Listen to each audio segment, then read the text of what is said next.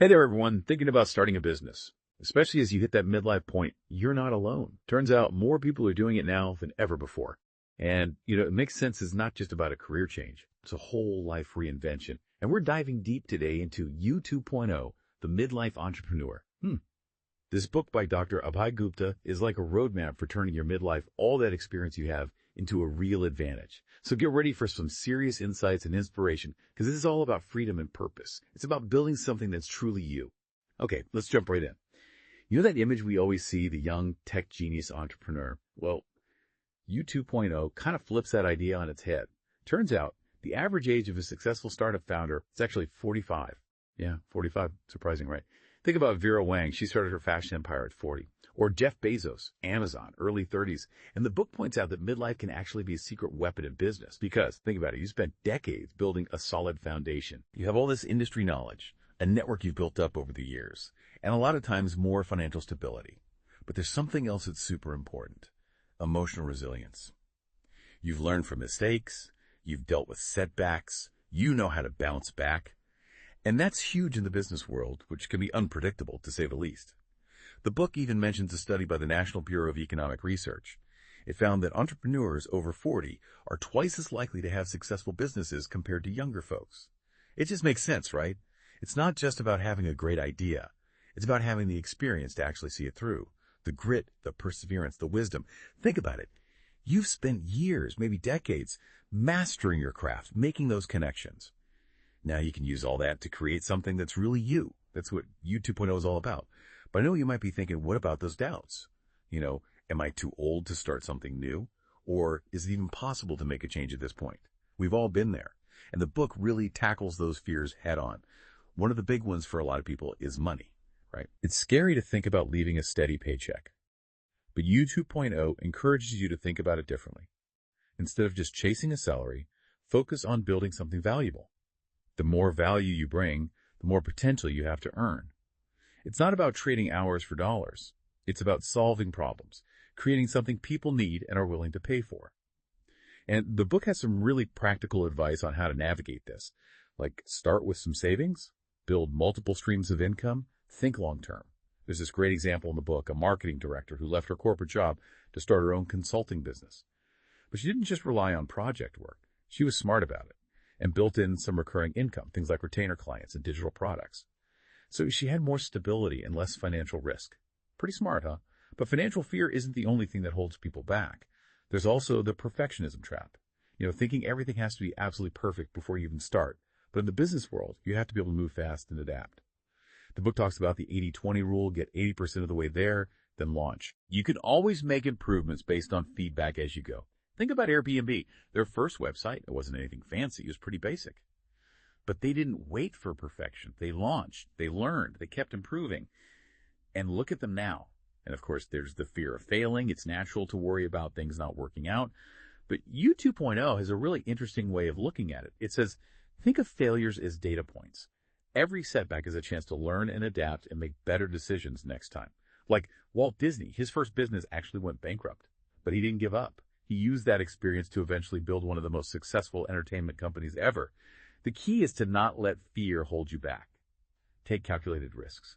You've already built up so much resilience over the years. You've got this, and get this, U 2.0 actually gives you a 4-step framework to shift your mindset from employee to entrepreneur. It's like a mental workout for business success.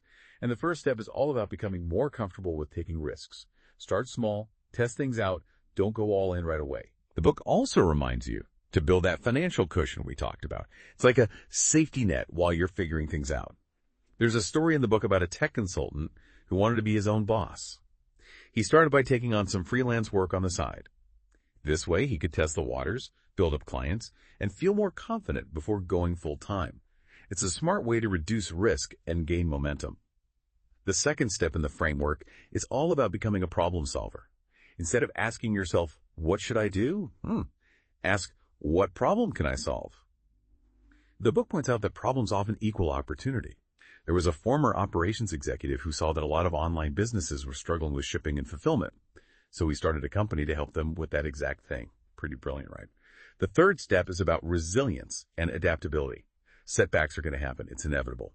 The book really emphasizes having a growth mindset, seeing challenges as opportunities to learn.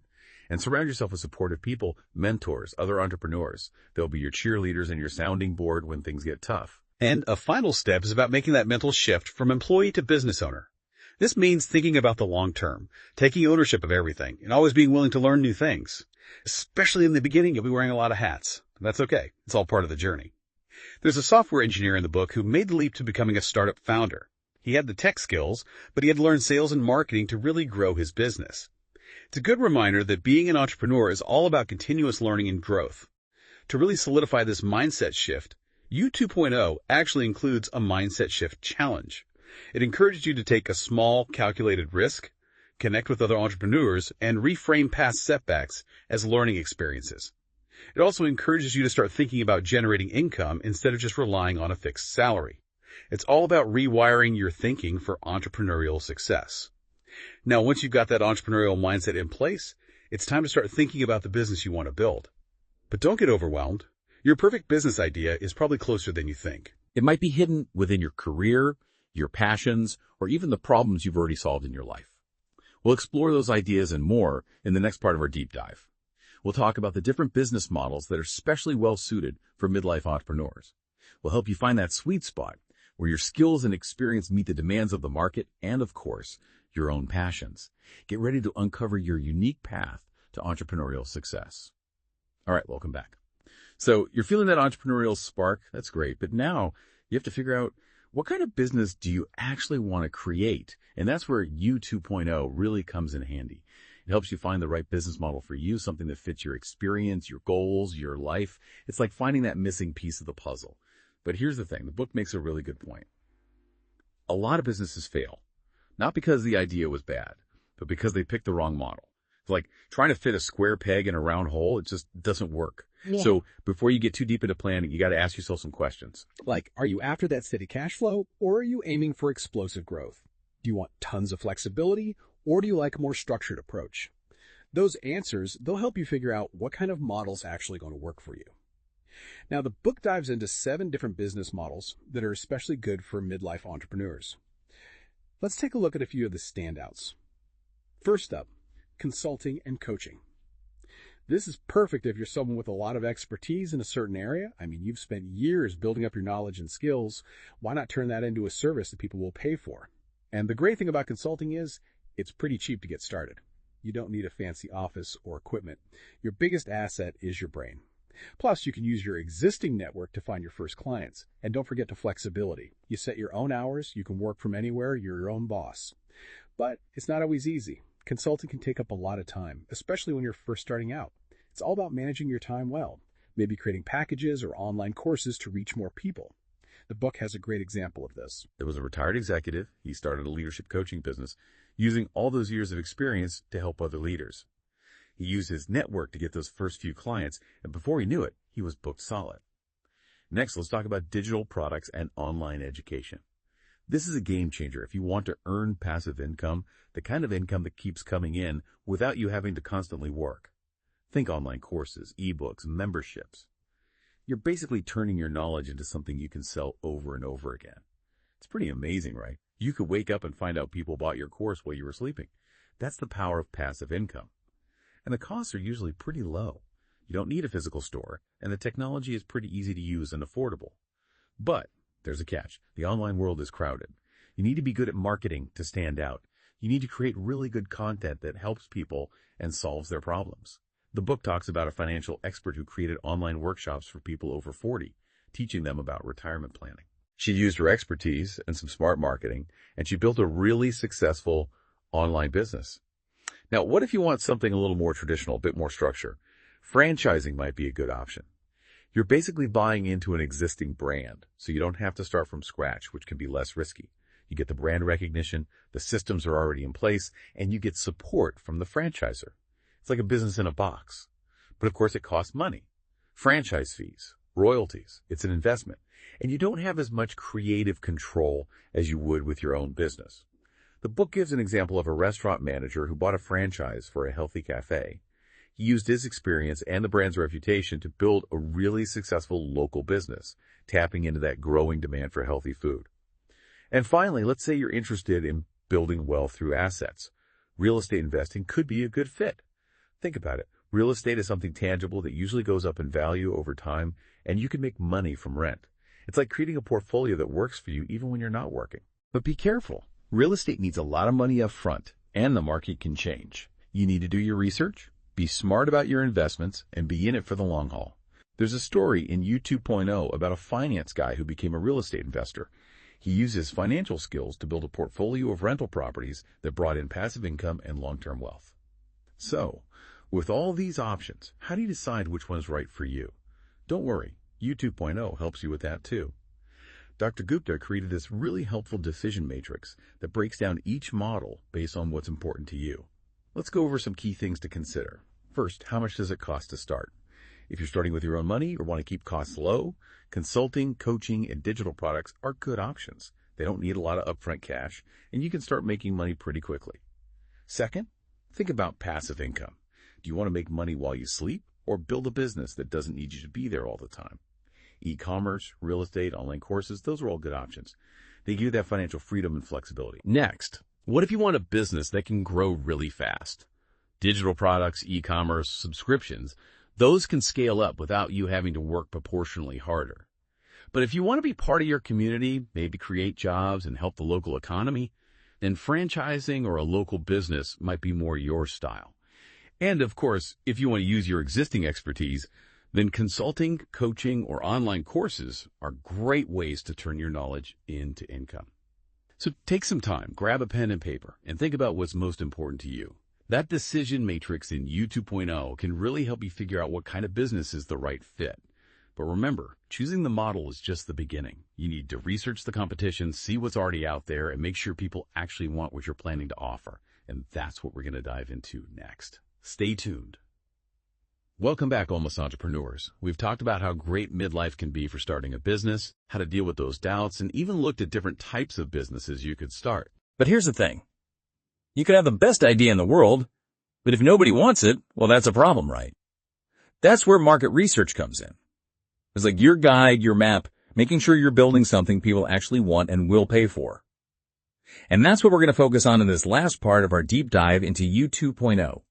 We're going to uncover the secrets to making sure your idea is something people are actually excited about, not just something you think is cool.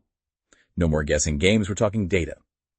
The book actually points out that one of the biggest mistakes people make, especially when they're starting a business later in life, is falling in love with an idea without checking if there's even a market for it. It's like, skipping the first date and going straight to the wedding. It's probably not going to end well.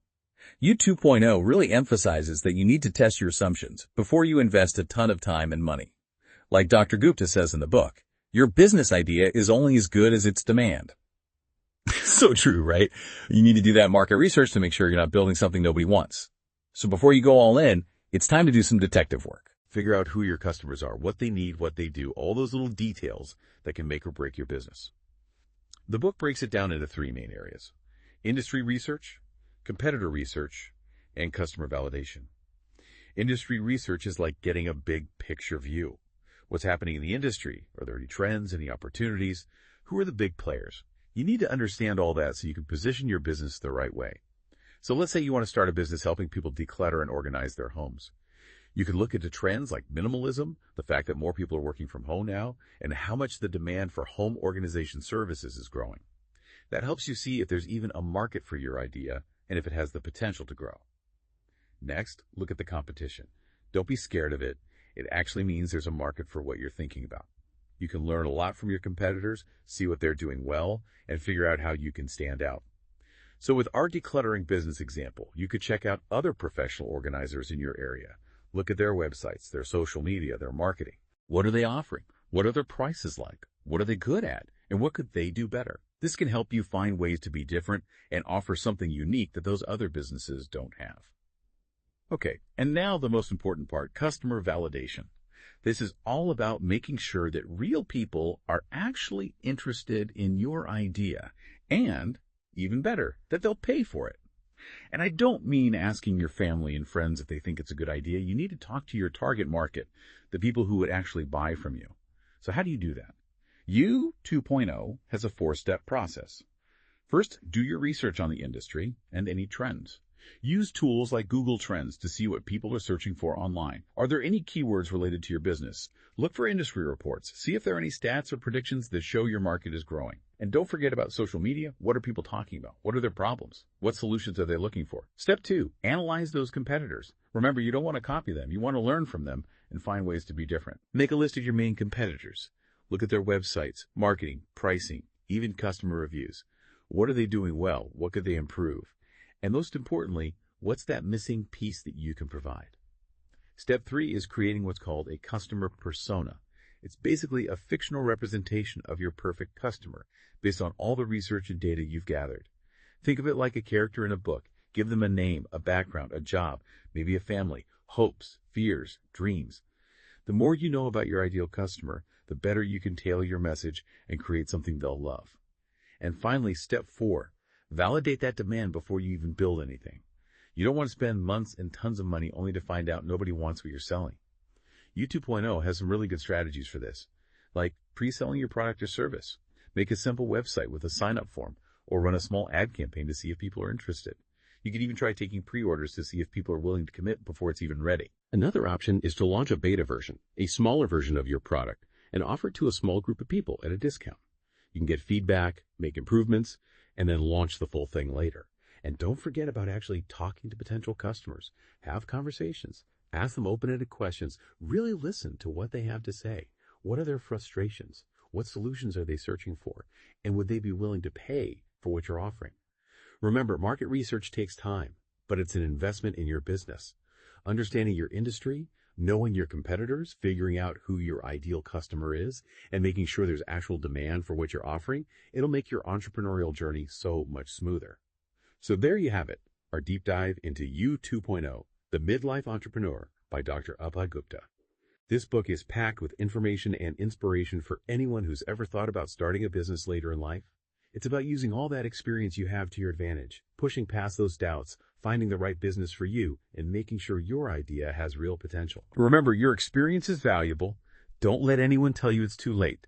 The world needs your ideas, your passion, your unique perspective. Now go out there and make it happen.